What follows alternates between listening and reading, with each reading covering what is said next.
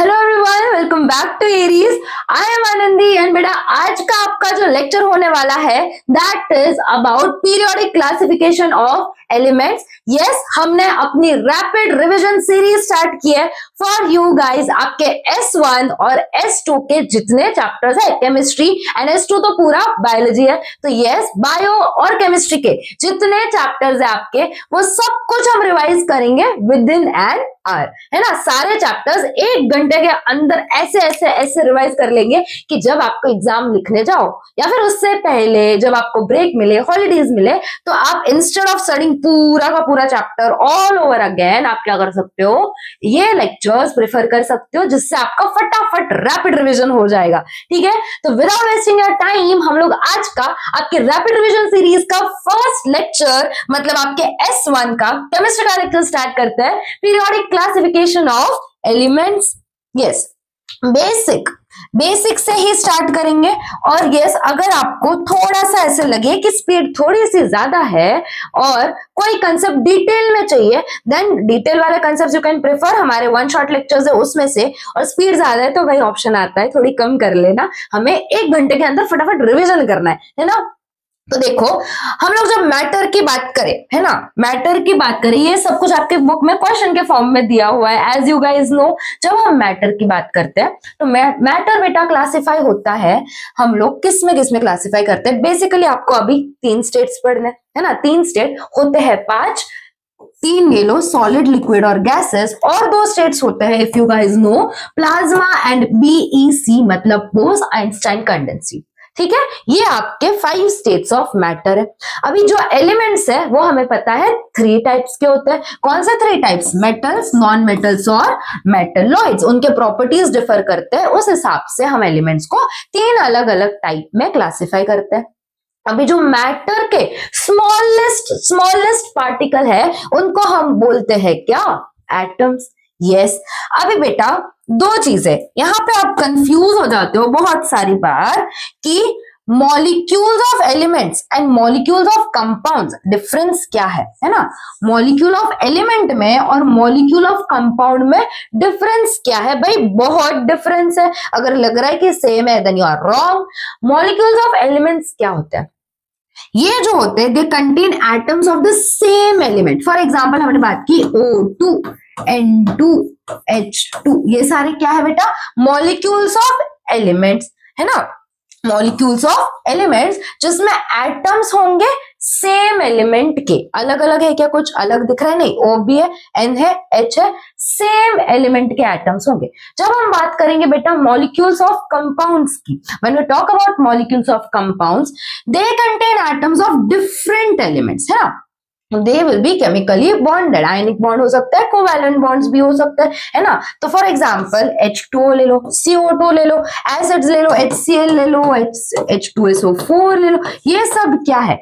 ये सारे हैं मॉलिक्यूल्स ऑफ कंपाउंड्स। तो मॉलिक्यूल्स ऑफ एलिमेंट्स और कंपाउंड्स में डिफरेंस क्लियर है? Yes. Now moving forward, classification of elements. अभी बेटा हमारे पास एलिमेंट्स थे, उनको क्लासिफाई भी करना जरूरी था। तो इनिशियली कितने एलिमेंट्स डिस्कवर्ड थे? देखो, initially elements were classified into metals and non metals, है ना। किसमें क्लासिफाई किया था? मेटल्स में और नॉन मेटल्स में। और बाद में थर्ड ग्रुप भी उनको पता चला जिनको मेटलॉइड्स बोला। ठीक है, ये बाद में क्लासिफाई हुए थे, ये बाद में डिस्कवर हुए थे, मान लो बाय 1800, है ना। About 30 elements were known. उस जनरेशन में, उस टाइम पे सिर्फ और सिर्फ 30 एलिमेंट्स नोन थे। आज के टाइम पे वी हैव 118 नोन एलिमेंट्स। कितने?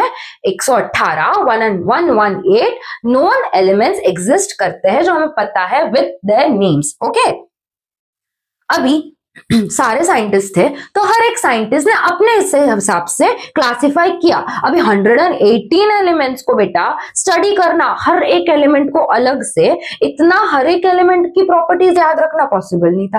तो उन्होंने क्या किया, इस वे में वो लोग चाहते थे, कौन चाहते थे? साइंटिस्ट इस वे में क्लासिफाई करना चाहते थे कि भाई उनको पता चले कि ओके ये ग्रुप की प्रॉपर्टीज होंगी, ये कुछ पीरियड्स की प्रॉपर्टीज होंगी, और यहाँ पे जो एलिमेंट्स बिलोंग करेंगे ना वो एक जैसे होंगे, उनकी प्रॉपर्टीज एक जैसे होंगी। तो ये सब उनको करना था क्लासिफाई। उस हिसाब से उनको एक क्या चाहिए था, एक सिस्टम चाहिए था, एक प्रॉपर क्लासिफिकेशन चाहिए था एलिमेंट्स का। तो हर एक साइंटिस्ट ने अलग अलग ट्राई की, ये आपको पता है। ये रिवीजन चल रहा है, लेक्चर अच्छे से देखना है, पहले लेक्चर देखो, बाद में रिवीजन फटाफट कर सकते हो, कोई दिक्कत नहीं है।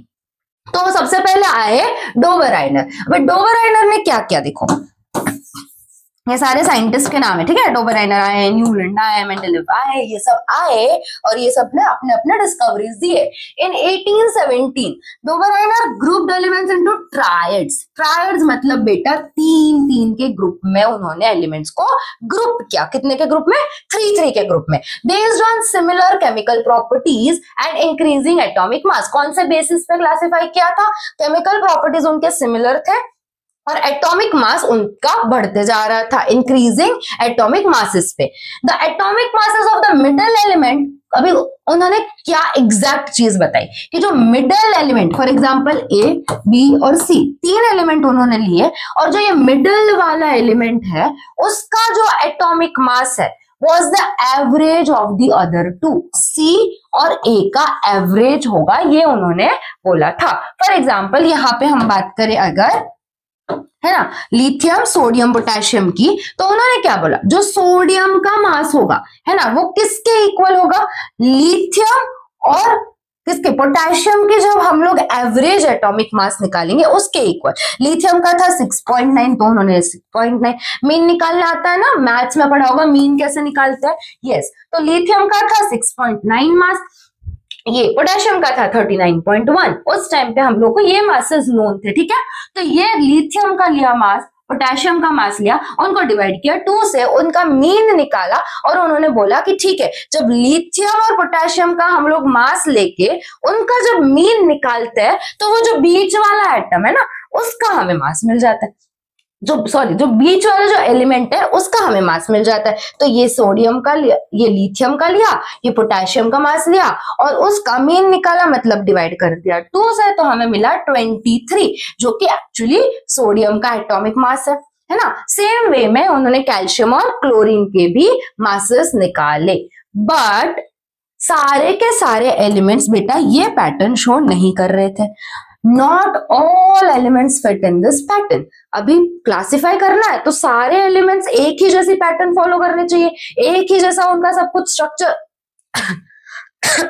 सॉरी, एक ही जैसे वो प्रॉपर्टीज या फिर एक प्रॉपर सीक्वेंस फॉलो करने चाहिए, जो ये फॉलो नहीं हो रही थी। सारे एलिमेंट्स एक जैसी पैटर्न फॉलो नहीं कर रहे थे, तो ये वर्क नहीं किया। अभी इनका वर्क नहीं किया तो नए साइंटिस्ट आ गए भाई, उन्होंने बोला कि अब मेरी कहानी सुनो, अब मैं बताता हूँ एटम्स को, एलिमेंट्स को क्लासिफाई कैसे करेंगे। फिर आए न्यूलैंड। कौन आए, न्यूलैंड ने क्या किया, In 1866, Newlands arranged elements by increasing atomic masses. उन्होंने भी increasing atomic masses के हिसाब से एलिमेंट्स को अरेंज किया, मास इंक्रीज हो रहे थे एटम के, उस वे में अरेंज किया। फिर उन्होंने क्या किया, every eighth element has the properties similar to the first, like a musical octave। गाते हो सारे ग म प ध नि सा, है ना, हमारे इंडिया में ये चलता है सारे ग म प ध नि सा, है ना। तो वापस सारे ग म प ध नि, वापस एथ पे क्या आ रहा है, सा आ रहा है। वैसे उन्होंने क्या बोला, जो एथ एलिमेंट होगा ना वो सेम प्रॉपर्टी शो करेगा एज द फर्स्ट एलिमेंट। देखो जैसे लिथियम सोडियम पोटेशियम की बात करें तो यहाँ पे देखो सारे ग म प ध नि, और वापस जो एथ एलिमेंट है ये सेम प्रॉपर्टी शो करेगा। यहाँ पे लिथियम सोडियम पोटेशियम एक जैसे प्रॉपर्टी शो करेंगे, ठीक है। तो इन वेस्टर्न कंट्रीज ये चलता है डो री मी फा सो ला टी, ये आपने को नहीं आता, आपने को ये आता है सारे गम, ठीक है। तो ये बाद में कहाँ पे रिपीट होंगे, डो पे। यहाँ पे एक अगर इंडियन म्यूजिक की बात करें तो सा पे रिपीट होंगे। तो वही उन्होंने बोला कि लिथियम सोडियम पोटेशियम एक जैसे प्रॉपर्टीज दिखाएंगे, फ्लोरीन क्लोरीन ब्रोमीन ये एक जैसे प्रॉपर्टीज दिखाएंगे, क्योंकि एथ एलिमेंट बार बार एथ एलिमेंट पे जब आएंगे तो एथ एलिमेंट वाले सेम प्रॉपर्टीज दिखाएंगे, ये उन्होंने बोला। बट प्रॉब्लम क्या आई फिर? ये तो सही जा रहे थे, फिर प्रॉब्लम क्या आ गई जी? प्रॉब्लम ये आ गई कि सिर्फ और सिर्फ कैल्शियम तक ही चली इनकी सारे गमा पद निसा की कहानी। कहाँ तक चली? Worked only up to calcium. उसके आगे भाई सब गड़बड़ गड़बड़ हो गई, कोई भी नोट्स फॉलो नहीं हो रहे थे। रॉन्ग ग्रुपिंग कर दी उन्होंने। कोबाल्ट और निकल, यहाँ पे कोबाल्ट निकल डाल दिया, हेलोजेंस के साथ फ्लोरीन क्लोरीन ब्रोमीन के साथ उनको डाल दिया। Not possible.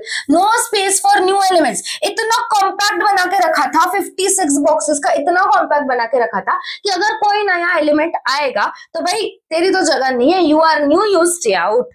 ये तो नहीं हो सकता ना भाई, डिस्कवरीज होने हैं, नए एलिमेंट्स आने हैं। तो ये जो इनका था कि 7x8 के स्ट्रक्चर बना के रखा, 56 बॉक्सेस बना के रखे और क्या नए एलिमेंट को कोई जगह ही नहीं दी, ये तो पॉसिबल ही नहीं है। तो ये थे उनके limitations, but it was a good attempt. But limitations led to development of better classification system like the modern periodic table, है ना। कौन सा सिस्टम आई? मॉडर्न पीरियोडिक टेबल वाले सिस्टम आ गए। फिर देखो किसने दिया था? Mendeleev's periodic table. किसने दिया? पहले तो मेंडेलिव ने क्या किया वो देखो, developed by Mendeleev in 1869 to 1872।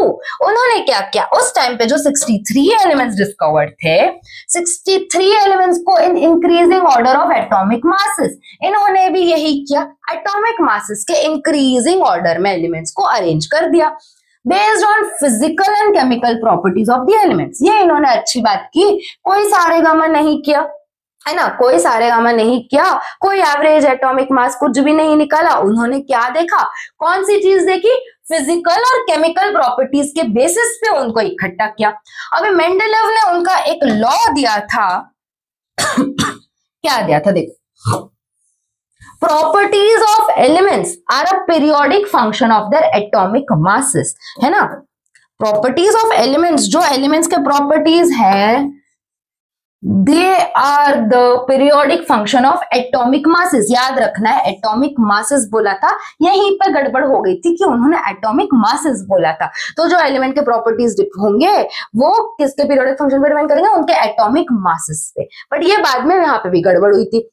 उन्होंने जो स्ट्रक्चर दिया, स्ट्रक्चर बहुत फाइन, बहुत फैबुलस था, हम लोग अभी भी वही पूरा फॉलो करते हैं, बट उसमें चेंजेस आए थे बाद में। उन्होंने दिया था, वो बोलते हैं ना कि एक बेसिक सा स्ट्रक्चर प्रोवाइड किया था, तो yes that worked for us. तो अभी भी हम लोग वर्टिकल कॉलम्स, हॉरिजॉन्टल रोज, यही सब करते हैं, है ना।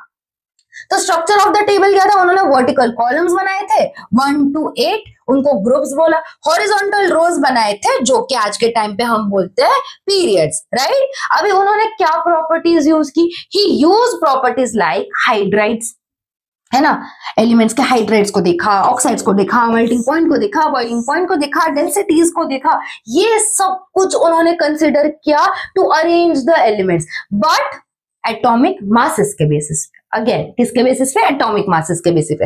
Elements with similar properties were placed in the same group. एक जैसे जो प्रॉपर्टीज आ रही थी उनको एक जैसे ग्रुप में डाल दिया। predicted properties of undiscovered elements and left gaps for them. biggest victory of Mendeleev was कि उन्होंने प्रेडिक्ट किया था कि ये एलिमेंट्स कहीं ना कहीं एग्जिस्ट करते हैं, और उन्होंने न्यूलैंड की तरह पूरा पैक नहीं कर दिया पीरियोडिक टेबल को, खाली जगह छोड़ दी। जो एलिमेंट्स नहीं डिस्कवर हुए उनके लिए खाली जगह छोड़ दी। Mendeleev's table was a major milestone in organizing elements and paved the way for the modern periodic table. Mendeleev का periodic table एक पाथ बनाया, किसके लिए? मॉडर्न पीरियोडिक टेबल के लिए, जो हम अभी पढ़ते हैं, हम जो अभी रेफर करते हैं, राइट। अभी जो मेंडेलीव थे, वेरी इंपॉर्टेंट, इधर से क्वेश्चन आता है, मेरिट्स ऑफ मेंडेलीव टेबल और डीमेरिट्स ऑफ मेंडेलीव टेबल। तो क्या मेरिट्स थे? मेरिट्स मतलब कि क्या फायदे हुए, क्या उन्होंने पॉजिटिव चीजें निकाली, और डीमेरिट मतलब क्या? उसका ऑपोजिट, कि भाई क्यों वर्क नहीं किया, व्हाट वाज द रीजन कि वो पीरियोडिक टेबल एक्सेप्ट नहीं किया गया, ठीक है। तो देखो, फर्स्ट इज मेरिट्स। मेरिट्स में हम क्या देखते हैं? फर्स्ट उन्होंने किया करेक्शन ऑफ एटॉमिक मासेस। कुछ एलिमेंट्स थे जिनके एटॉमिक मासेस गड़बड़ थे, उन्होंने अच्छे से स्टडी किया और वो एटॉमिक मासेस को करेक्ट किया। Revised incorrect atomic masses for proper placement. उन्होंने एटॉमिक मासेस के बेसिस पे अरेंज किया था, राइट, है ना। एटॉमिक मासेस के बेसिस पे अरेंज किया था एलिमेंट्स को इन हिज पीरियोडिक टेबल। तो सबसे पहले अगर एटॉमिक मासेस पे करना है अरेंज तो उनके सही होने चाहिए एटॉमिक मासेस, बट वो नहीं थे। तो उन्होंने क्या किया, पहले वो स्टडी किया कि जितने एलिमेंट्स डिस्कवर्ड है क्या उनके एटॉमिक मासेस बराबर है। तो पहले उन्होंने देखा कि बेरिलियम, भाई जो बेरिलियम है उसका मास कुछ तो गड़बड़ था, उसको करेक्ट किया 14.09 to 9.4 पे लेके गए कि नहीं ये गलत है, ये है। तो फिर उसको डाला बिफोर बोरॉन। ठीक है, next is prediction of undiscovered element. मैंने बोला था ना बहुत बड़ा मेरिट था ये कि अनडिस्कवर्ड एलिमेंट जो थे ना उनके लिए जगह छोड़ दी, लेफ्ट वेकेंट स्पेसेस मतलब खाली जगह छोड़ दी of unknown elements and predicted their properties, और उनके प्रॉपर्टीज भी प्रेडिक्ट किए कि कोई अगर एग्जाम्पल आज के टाइम पे जो स्कैंडियम है ना, तब उन्होंने बोला था कि उसको हम बोलते हैं एका बोरॉन, गैलीनियम को बोलेंगे एका एल्यूमिनियम और जर्मेनियम को बोलेंगे एका सिलिकॉन। तो ये जो एलिमेंट्स जो अभी पता है हमें तभी नहीं पता थे, तो तभी उन्होंने क्या बोला, एका बोरॉन है उसकी कुछ ऐसी प्रॉपर्टीज होनी चाहिए और ऐसा एलिमेंट एग्जिस्ट करता है, बट हमें नाम नहीं पता था, बोरॉन जैसा, एल्यूमिनियम जैसा, सिलिकॉन जैसा, ऐसे उन्होंने नाम दिए। Predicted properties matched actual discoveries. फिर जब भी प्रेडिक्ट एक्चुअल डिस्कवरी हुए तो उनके जो प्रेडिक्टेड प्रॉपर्टीज थे वो भाई सही निकल गए कि हाँ जो उन्होंने बोला था दैट वाज राइट। तो that was the biggest merit. Inclusion of noble gases. He created, very important, he created a zero group for noble gases, है ना। सब लोगों ने क्या किया था, noble gases को भी बीच में कहीं ना इधर उधर प्लेस कर दिया था, बट मेंडेलेव ने क्या किया, he created लास्ट में zero group for noble gases like helium, neon, argon and discovered later without disturbing the table को बिना डिस्टर्ब किए जो नोबल गैसेस थे उनके लिए उन्होंने लास्ट में ग्रुप बना के ही रखा था। ये एलिमेंट्स डिस्कवर होने वाले हैं तो हम क्या करते हैं, पहले से ही क्या करेंगे, उनके लिए एक जीरो ग्रुप बना के रखते हैं, जैसे जैसे डिस्कवर होंगे उधर डालेंगे, तो बीच में जो पीरियोडिक टेबल बना उसको कुछ नुकसान नहीं होगा, वहां पे कुछ ऊपर नीचे नहीं होगा। Alright, so this was the merits of Mendeleev's periodic table। Detail में स्टडी करना है भाई, वन शॉट देख लो, यहाँ पे सिर्फ रिविजन और रिविजन चल रहा है। या देखो ना, next is demerits of Mendeleev's periodic table. क्या नुकसान थे, कोबाल्ट और nickel have nearly the same atomic mass. अभी उन्होंने क्या किया था, अरेंज किया था on the basis of atomic masses के। अभी उनके मासेस निकल गए सेम, तो किसको पहले रखेंगे किसको बाद में रखेंगे, इतना बड़ा डाउट। किसको पहले रखेंगे, किसको प्रायोरिटी देंगे, किसको प्रायोरिटी नहीं देंगे, आपकी लाइफ में भी होता है ना, तो किसको ज्यादा प्रायोरिटी देंगे, ये या ये, दोनों ही तो इक्वल है मेरे लिए, तो भाई तो सेम हो गया। Creating confusion in the placement, किस रखेंगे उनको, ये कंफ्यूजन हो गया।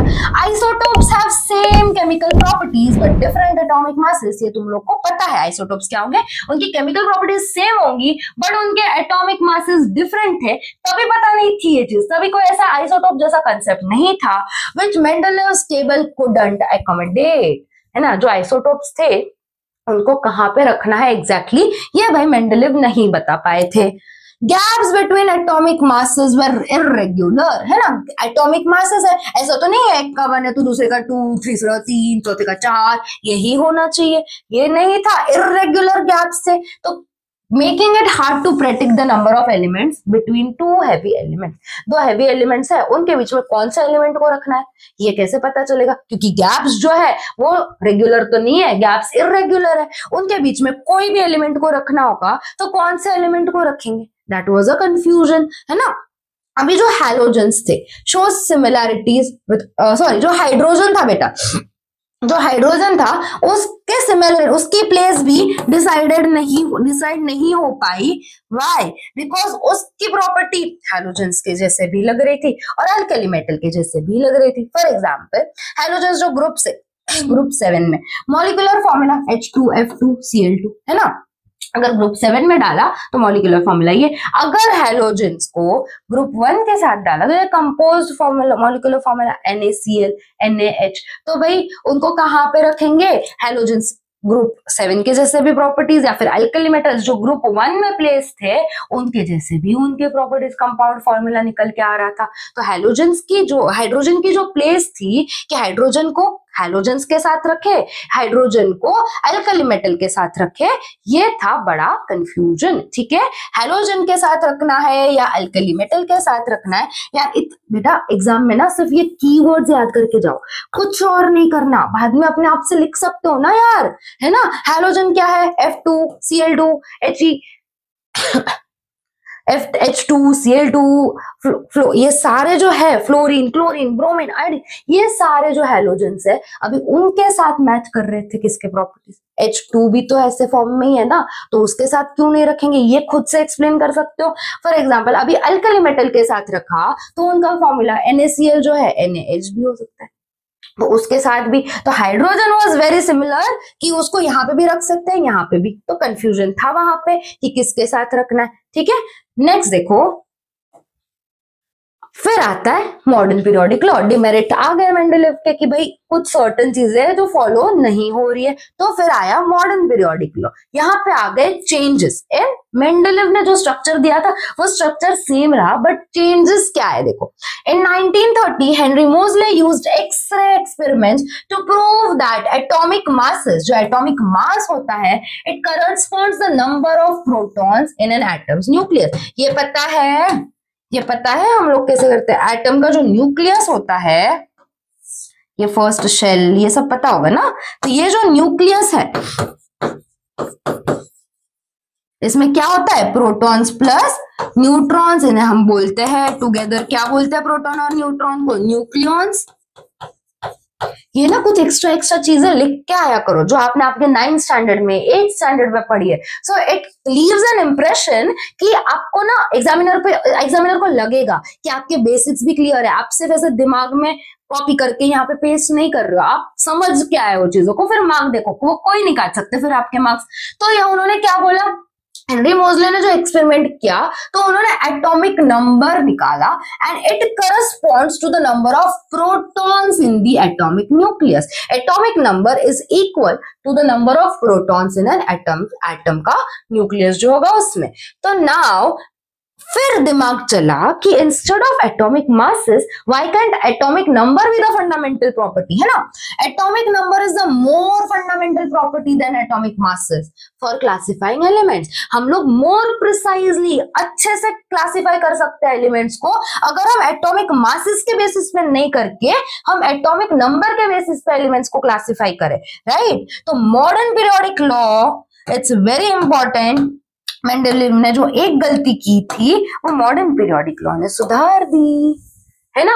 उन्होंने एटॉमिक नंबर के बेसिस पे एटॉमिक मास को फंडामेंटल प्रॉपर्टी माना था, बट फंक्शन क्या है, atomic numbers. Properties of elements are a periodic function of their atomic numbers. किसका पीरियोडिक फंक्शन है, of atomic numbers, yes. This law corrected Mendeleev's limitations.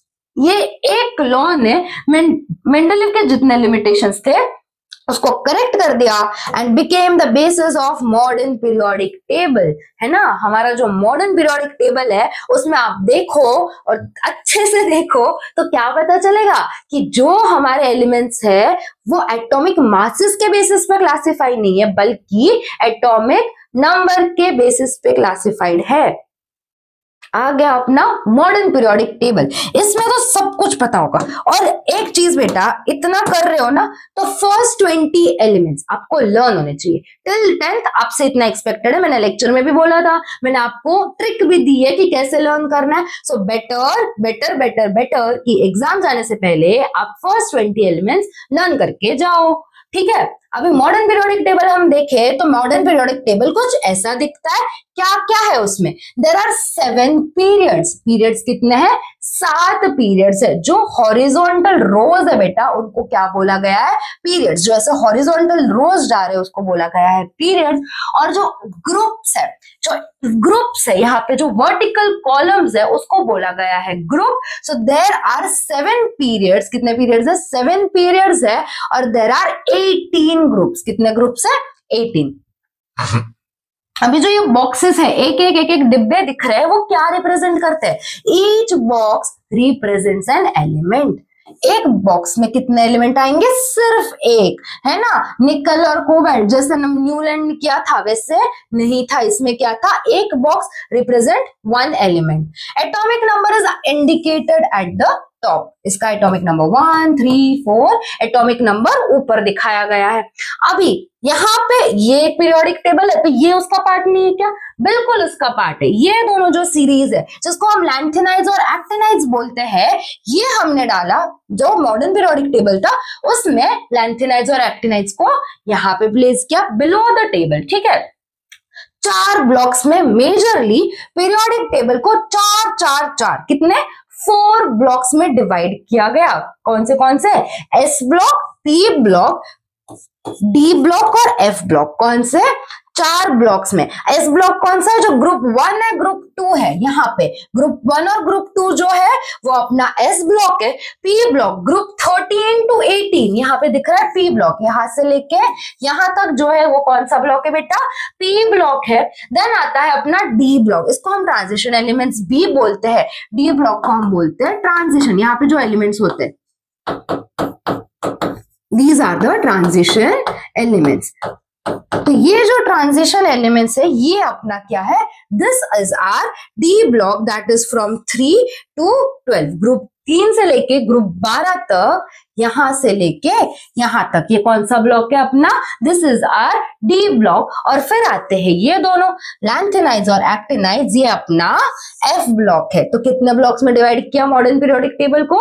4 block में, S, P, D and F. Alright, next जो ये zigzag line दिख रही है वो क्या रिप्रेजेंट करती है? ये डिवाइड करती है मेटल्स को नॉन मेटल्स से। First thing divides metals and non metals. Left में होंगे सारे मेटल्स और राइट में होंगे सारे के सारे नॉन मेटल्स। नाउ मेटलॉइड्स की बात करें, वो भी तो है ना, तो मेटलॉइड्स भी है, they are along this line. ये जो जिगजैग लाइन के यहाँ पे दिख रही है सारे क्या होंगे आपके? ये होंगे बेटा metalloids. Basically this is your, मोटा मोटा हम लोग अगर समझे तो this is your modern periodic table, है ना, जैसे हम लोग आज के टाइम पे पढ़ते हैं। ओके, नेक्स्ट देखो, नेक्स्ट इज इलेक्ट्रॉनिक कॉन्फ़िगरेशन, है ना। इलेक्ट्रॉनिक कॉन्फ़िगरेशन का क्या काम है इसमें, और इलेक्ट्रॉनिक कॉन्फ़िगरेशन से हम पीरियड्स और ग्रुप्स कैसे पता कर सकते हैं? देखो ना, electronic configuration determines an element's group and period in an periodic table. बेटा इलेक्ट्रॉनिक कॉन्फ़िगरेशन 8वीं कक्षा से पढ़ते आ रहे हो आप, तो मैं आपसे एक्सपेक्ट करती हूँ कि आपको इलेक्ट्रॉनिक कॉन्फ़िगरेशन क्या है ये पता हो, है ना। ग्रुप्स एंड इलेक्ट्रॉनिक कॉन्फ़िगरेशन का क्या संबंध है? How are they related? देखो अभी ग्रुप 1 की बात करें तो ग्रुप 1 क्या है अपना? Lithium, sodium, potassium, rubidium, caesium और फ्रेंशियम, है ना। ये अपना क्या है? This is our group 1। बेटा मॉडर्न पीरियोडिक टेबल लर्न करने की ना मैंने बॉलीवुड ट्रिक बनाई है, देख लेना।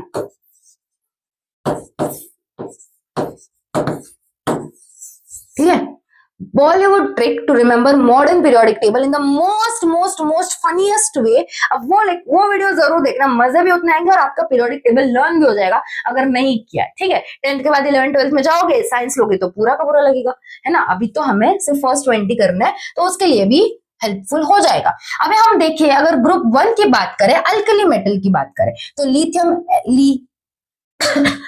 सोडियम, पोटेशियम, अगर हम तीनों को कंसिडर करें एज ऑफ नाउ, देखना है कि ट्रेंड क्या फॉलो हो रही है, क्या समझ में आता है हमें। देखो लिथियम का इलेक्ट्रॉनिक कॉन्फ़िगरेशन आता है 2 और 1, एटॉमिक नंबर क्या है 3, सोडियम का 11, है ना। तो यहाँ पे 2 और 1 आया। सोडियम का इलेक्ट्रॉनिक कॉन्फ़िगरेशन आया 281 क्योंकि 11 इलेक्ट्रॉन्स है ना, और पोटेशियम का 2881। अभी इसमें कॉमन क्या दिख रहा है? हाँ मैम हमको पता चल गया, यहाँ पे भी 1 है, यहाँ पे भी 1 है, यहाँ पे भी 1 है। एग्जैक्टली यही तो देखना था कि हर जगह पे ये, इसको हम बोलेंगे लास्ट का शेल, मतलब कि वैलेंस शेल, है ना। ये फर्स्ट शेल है आपका, मतलब आपका नहीं, ये फर्स्ट शेल, ये सेकंड शेल और ये थर्ड शेल। मान लो कि हम लोग अगर सोडियम के इलेक्ट्रॉन्स फिल करना चाहे तो कैसे फिल करेंगे? यहाँ पे, सॉरी यहाँ पे ये तो न्यूक्लियस हो गया आपका, ये तो आपका हो गया न्यूक्लियस।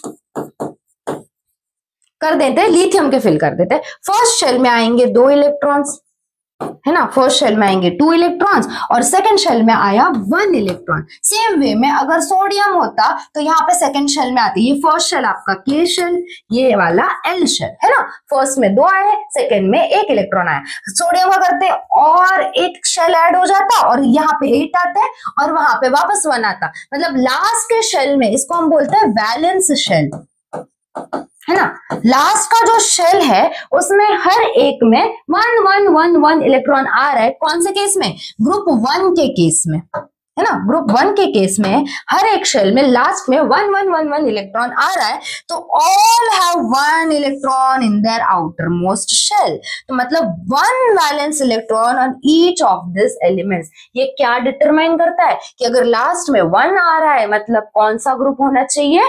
ग्रुप नंबर 1 2 आ रहा है, तो अगेन उस हिसाब से करस्पॉन्ड किया था। ऐसा हमें पता चला कि ग्रुप 1 में जितने भी एलिमेंट्स होंगे उनके लास्ट शेल में कितने आने चाहिए इलेक्ट्रॉन्स? 1 इलेक्ट्रॉन। लास्ट शेल में 1 इलेक्ट्रॉन है मतलब किसको बिलोंग करता है? ग्रुप 1 को बिलोंग करता है। आंसर आया तो ये लिख देना, आउट ऑफ मार्क्स मिल जाएंगे। ठीक है, क्वेश्चन आता है मैम आंसर नहीं आता है, हाँ क्वेश्चन आया तो ये आंसर लिख देना भाई। ठीक है, पीरियड्स और इलेक्ट्रॉनिक कॉन्फ़िगरेशन का क्या रिलेशन है देखो।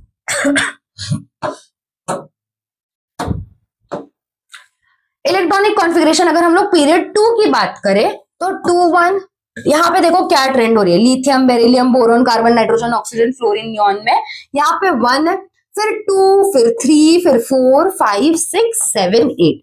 ये हमने पीरियड 2 के एलिमेंट्स देखो, 1 वैलेंस शेल में 1 इलेक्ट्रॉन, फिर 2, ग्रुप 3 में 3, फिर 4, 5, 6, 7, 8। तो हम पीरियड की बात कर रहे हैं तो एक एक इलेक्ट्रॉन ऐड होते जा रहे हैं, है ना। पीरियड्स की बात करेंगे तो एक एक इलेक्ट्रॉन ऐड होते जा रहा है in the same shell, but यहाँ पे शेल भी ज्यादा हो रहे हैं। यहाँ पे 2 ही शेल्स थे, यहाँ पे 3, यहाँ पे 4। ऑलराइट, तो ग्रुप के टाइम पे शेल्स इंक्रीज होते जा रहे हैं, बट पीरियड के टाइम पे क्या इंक्रीज हो रहा है? इलेक्ट्रॉन नंबर इंक्रीज होते जा रहा है। फर्स्ट में यहाँ पे 3 इलेक्ट्रॉन थे, फिर यहाँ पे 4 हो गए, यहाँ पे 5। ठीक है, ये कर ली हमने बात पीरियड 2 की। अगर सेम हम लोग पीरियड 3 को देखें तो यहाँ पे भी देखो, यहाँ पे 1 इलेक्ट्रॉन, फिर 2, फिर 3, है ना। यहाँ पे 2 शेल्स थे, यहाँ पे 3 शेल्स है, बट डिफरेंस कहां पे आ रहा है? शेल्स 2 ही है हर जगह पे, शेल्स 3 ही है। डिफरेंस कहां पे आया? डिफरेंस आया वैलेंस शेल में एक इलेक्ट्रॉन ऐड होते गया 4 5 6 7 8। यहाँ पे कुछ चेंज नहीं हुआ, वैलेंस शेल के इलेक्ट्रॉन्स चेंज हुए, है ना। तो यहाँ पे देखो valence electrons, the number of valence electrons increases by 1 as you go from left to right, but they are not the same for all, है ना। सबके लिए सेम नहीं होगा, एक इंक्रीज होते जाएगा। यहाँ पे 3 शेल है, सेम वैलेंस इलेक्ट्रॉन इंक्रीज होते जा रहे हैं। तो the number of shells is same, 2 shells. यहाँ पे कितने शेल्स है? 2 शेल्स है for all this elements in period 2। कितने शेल्स है पीरियड 2 में? 2 शेल्स है। यहाँ पे पीरियड 3 में कितने शेल्स है? 3 शेल्स है। क्या बढ़ते जा रहा है? नंबर ऑफ इलेक्ट्रॉन्स बढ़ते जा रहा है। अगर एग्जाम में क्वेश्चन आए कि बेटा कैलकुलेट करके बताओ कि नंबर ऑफ इलेक्ट्रॉन्स कितने होंगे, एक शेल में कितने नंबर ऑफ इलेक्ट्रॉन्स बैठ सकते हैं, तो फॉर्मूला भूलना नहीं है, बड़ा बड़ा लिख देते हो यहाँ पे 2n²। ठीक है, अभी बेटा यहाँ पे n क्या है मैम बताओ हमें? n equals to shell. n क्या होगा? शेल होगा। अगर k शेल है तो n होगा आपका 1, l शेल है तो n होगा 2, ठीक है, m शेल है तो n होगा 3। ठीक है, तो हम क्या करते हैं, उस n की जगह पे, n की फॉर्मूला में n की जगह पे 2 डाल देंगे। फॉर एग्जांपल अगर हम लोग k शेल की बात करें तो n क्या है अपना? 1। अभी बताया ना, k शेल है बेटा तो n क्या होगा? 1। तो यहाँ पे k शेल में n 1 है, तो हमने फॉर्मूला में 2 × 1² किया, तो ये क्या आया?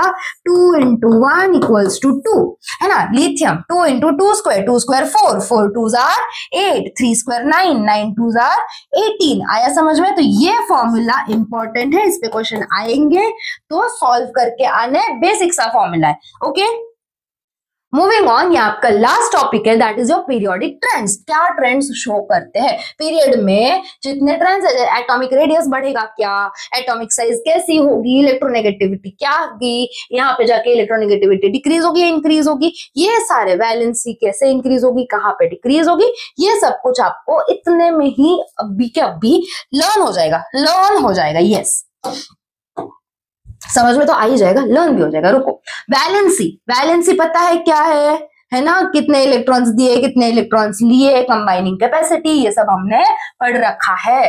Valency depends on the number of valence electrons, जितने वैलेंस इलेक्ट्रॉन्स है उस पर डिपेंड करेगी। In the outermost shell, भाई पता है हमें वैलेंस शेल की बात हो रही है। अभी ट्रेंड कैसे होगी? As you move from left to right, valency increases, है ना, फ्रॉम 1 to 4 फॉर पीरियड 2। अगर हम पीरियड 2 की बात करें, या फिर इतना कंफ्यूज ना भी हो तो फिर सिर्फ इतना याद रखना है कि वैलेंसी जो है वो इंक्रीज होगी फ्रॉम लेफ्ट टू राइट, ठीक है, इन अ पीरियड। अभी ग्रुप में क्या होगा? पीरियड की बात कर ली कि वैलेंसी इंक्रीज होगी, fine. Trend in a period क्या हो रहा है? Valency increases from left to right. Trend in a group क्या हो रहा है? Valency remains the same down the group. Example group 1 हमने देखा था ना कि हर एक में लास्ट में तो एक एक ही इलेक्ट्रॉन आ रहा था हर एक ग्रुप 1 में, है ना, शेल्स इंक्रीज हो रहे थे, इलेक्ट्रॉन कितना आ रहा था लास्ट में? 1 1 1 1 1 इन केस ऑफ ग्रुप 1। तो अफेक्ट करेगी क्या वैलेंसी? नो, वैलेंसी ग्रुप के हिसाब से वैलेंसी का कोई ऑर्डर नहीं होता, it remains the same in case of group. अगर हम बात करें अभी एटॉमिक साइज की, ये वैलेंसी हो गया, next is your atomic size. Atomic size की बात करेंगे तो पीरियड में, in a period atomic size decreases from left to right. Left से राइट जाएंगे तो एटॉमिक साइज क्या होगी? डिक्रीज होगी। अगर एटॉमिक साइज डिक्रीज हो रही है तो हम बोल सकते हैं एटॉमिक रेडियस भी डिक्रीज होगा, है ना, एटॉमिक रेडियस भी डिक्रीज होगा। साइज कम है तो रेडियस कम होगा भाई, है ना। बिकॉज, रीजन पूछ लिया तो रीजन भी बता देना है। The increasing nuclear charge pull electrons closer. जैसे जैसे जाएंगे न्यूक्लियर चार्ज बढ़ेगा, है ना, न्यूक्लियर चार्ज बढ़ा तो बाहर जो भी इलेक्ट्रॉन्स है उसको पुल करके रखेगा। न्यूक्लियर चार्ज क्या करेगा? इलेक्ट्रॉन्स को पुल करता है टुवर्ड्स इटसेल्फ, तो वो कॉम्पैक्ट हो जाते हैं शेल्स, ठीक है। बट इन अ ग्रुप, अगर हम ग्रुप की बात करें, atomic size increases down a group because new electron shells are added. Obviously हम लोग जब ग्रुप के नीचे नीचे नीचे आ रहे तो नए नए इलेक्ट्रॉन शेल्स ऐड हो रहे, है ना, शेल्स ऐड हो रहे। फॉर एग्जाम्पल हमने देखा था 2 1, फिर और एक शेल, पहले में था के शेल, फिर के एल शेल। तो मतलब जैसे जैसे हम नीचे आ रहे हैं वैसे वैसे शेल्स बढ़ रहे, शेल्स बढ़ रहे तो ऑब्वियसली एटम बड़ा होगा, रेडियस बड़ा होगा, एटॉमिक साइज क्या है? इंक्रीज होगी। तो डाउन द ग्रुप क्या हो रहा है? एटॉमिक साइज इंक्रीज हो रही है। Across the period atomic size is decreasing. Metallic and non metallic character के अभी देखो यहाँ पे ये तो हो गया क्लियर, ये वाला point, yes, increasing atomic radius, ये वाला पॉइंट क्लियर है। मेटालिक नॉन मेटालिक कैरेक्टर की बात करें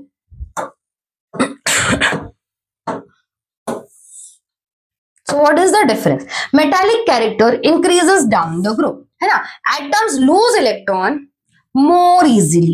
Down the group क्या होगा? मेटालिक कैरेक्टर क्या हो रहा है? डाउन द ग्रुप हो रहा है इंक्रीज। जैसे जैसे ग्रुप में नीचे जाएंगे वैसे वैसे मेटालिक कैरेक्टर बढ़ते जाएगा। Because atoms atom metallic property क्या है? Atoms tend to lose electron, तो जल्दी जल्दी इलेक्ट्रॉन्स लूज करते जाएंगे।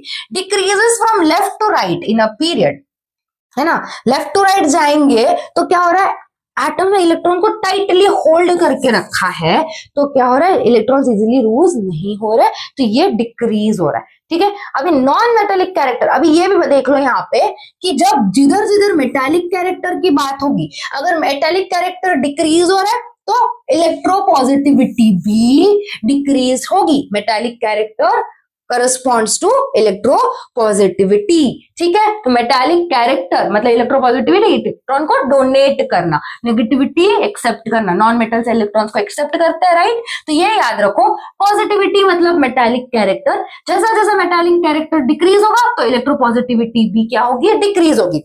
यहाँ पे मेटालिक कैरेक्टर यहाँ पे इंक्रीज हो रहा है तो इलेक्ट्रोपॉजिटिविटी भी इंक्रीज हो रही है, यहाँ पे मेटालिक कैरेक्टर भी इंक्रीज हो रहा है डाउन द ग्रुप। ठीक है, अभी नॉन मेटालिक कैरेक्टर की बात करें, increases from left to right, है ना। नॉन मेटेलिक कैरेक्टर लेफ्ट से राइट पे इंक्रीज करेगा, तो नॉन मेटेलिक कैरेक्टर इंक्रीज हो रहा है, मतलब क्या इंक्रीज हो रहा है भाई, इलेक्ट्रोनेगेटिविटी इंक्रीज हो रही है। नॉन मेटेलिक कैरेक्टर और इलेक्ट्रोनेगेटिविटी एक साथ होते हैं, तो यहाँ पे फ्रॉम लेफ्ट टू राइट हो रहा है इंक्रीज, और नीचे as we go down the group में नीचे नीचे नीचे नीचे आएंगे तो नॉन मेटेलिक कैरेक्टर क्या होगा, डिक्रीज होगा। तो नॉन मेटेलिक कैरेक्टर डिक्रीज हो रहा है तो इलेक्ट्रोनेगेटिविटी भी डिक्रीज होगी, है ना। एक ही याद करना है इसमें से, मेटालिक कैरेक्टर याद कर लो, उसका एग्जैक्ट ऑपोजिट होगा नॉन मेटालिक कैरेक्टर। तो मेटालिक कैरेक्टर से हमने इलेक्ट्रोपॉजिटिविटी याद किया था, तो जहां पे इलेक्ट्रोपॉजिटिविटी बढ़ेगी तो इलेक्ट्रोनेगेटिविटी तो घटेगी, है ना। ऐसे याद करो, इन चारों में से कोई एक चीज याद कर ली तो आपके चारों के चारों याद हो जाएंगे, और इतना याद कर लिया, इसका ऑपोजिट एग्जैक्टली होना इन द ग्रुप।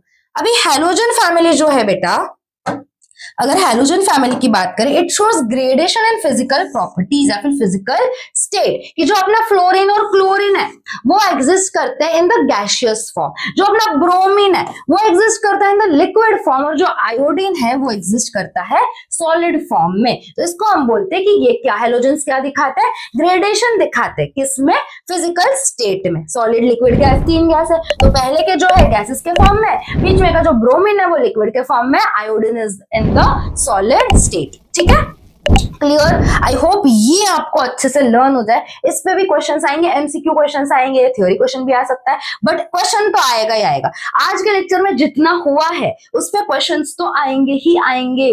ठीक है, ओके, इतना ही था आपका रिवीजन लेक्चर था। फटाफट मैंने इंपॉर्टेंट कॉन्सेप्ट्स जितने भी थे, जितना फास्ट में करवा सकती थी, जितना अच्छे से समझा सकती थी आपको 1 घंटे के अंदर, उतना मैंने समझा दिया है। तो I hope this lecture is clear, और इसका आपको एसीसी, डीपीपी और इसके आपको नोट्स, ये सब कुछ आपको बेटा ये और ये आपको मिल जाएगा अपने टेलीग्राम चैनल पे। ठीक है, I hope the lecture is clear. कुछ भी डाउट होगा, वन शॉट लेक्चर देख लेना, वहां पे आपके सारे डाउट्स क्लियर हो जाएंगे। और डिटेल में समझना होगा तो यस, वन शॉट रखे हैं मैंने। ये तो आपके रिवीजन लेक्चर्स है, ऐसे ही हम लोग सारे रिवीजन लेक्चर्स लाएंगे। 1 घंटे के अंदर आपका S1 S2 डन कंप्लीट करवा देंगे। Okay, so let's end the lecture. इसे नोट के साथ लेक्चर को एंड करते हैं। Bye bye, ta-ta and yes, keep studying.